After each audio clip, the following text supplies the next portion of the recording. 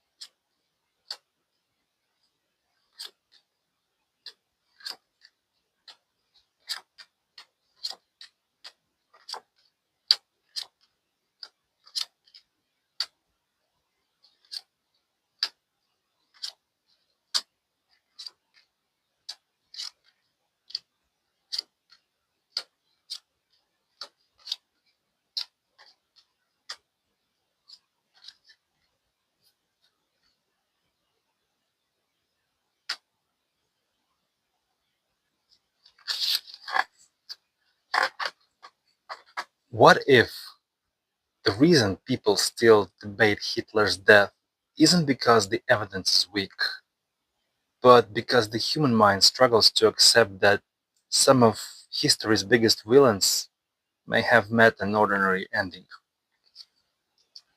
History is filled with endings, but some endings refuse to stay finished. The story of Adolf Hitler's death is one of them. As this reading unfolds, one message appears again and again. The cards do not focus on the moment of death, they focus on what came after, the mystery, the speculation, the stories that continued growing long after the war ended. One of the strongest themes throughout the reading is collapse. Not simply the collapse of a person, not even the collapse of a government, but the collapse of an entire world. The final days of Berlin appear symbolically as a period of chaos, pressure, uncertainty, and inevitability. The cards repeatedly suggest a situation where options became increasingly limited and where events were moving toward a conclusion that could no longer be avoided. Yet something fascinating happens immediately afterward. Instead of closure, the reading begins generating questions. The appearance of cards associated with secrecy, uncertainty, hidden knowledge, and conflicting perceptions, which creates a powerful tension. People wanted certainty. Instead, they received fragments, witnesses, reports, documents, rumors, and where certainty is absent, imagination often steps forward to fill the gap. This may explain why the escape theories became so powerful. The reading suggests that these theories are not merely about evidence, they are about psychology. Human beings struggle to accept simple endings for larger than the life figures. We instinctively search for hidden chapters, secret escapes, unexpected twists, alternative conclusions. The greater the historical figure, the greater the temptation to imagine that the story did not end where history says it ended. Another striking theme emerges around control. Throughout much of his life, Hitler represented authority, power, and domination. Yet the final card surrounding the collapse of the regime reveals something entirely different: loss of control, loss of certainty, loss of direction. The, the contrast is dramatic. The figure who once commanded millions becomes surrounded by forces that no longer obey him. History itself begins moving beyond his influence. One of the most interesting patterns appears around the public fascination with Argentina and South America. The reading does not focus on proof, instead, it focuses on possibility. And possibility is often all a mystery needs to survive. A single unanswered question can generate decades of speculation. A missing detail can create an entire mythology.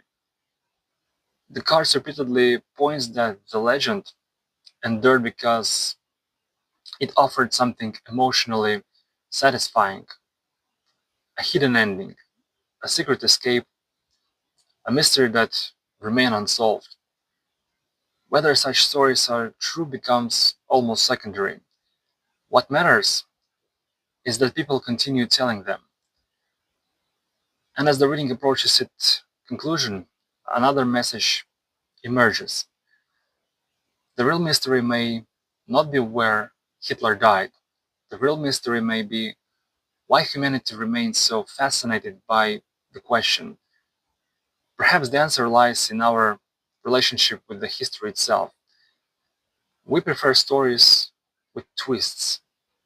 We expect revelations. We search for secrets. But history is not always dramatic in the way fiction is. Because sometimes the truth is simpler than the legend. And sometimes the legend becomes more powerful than the truth.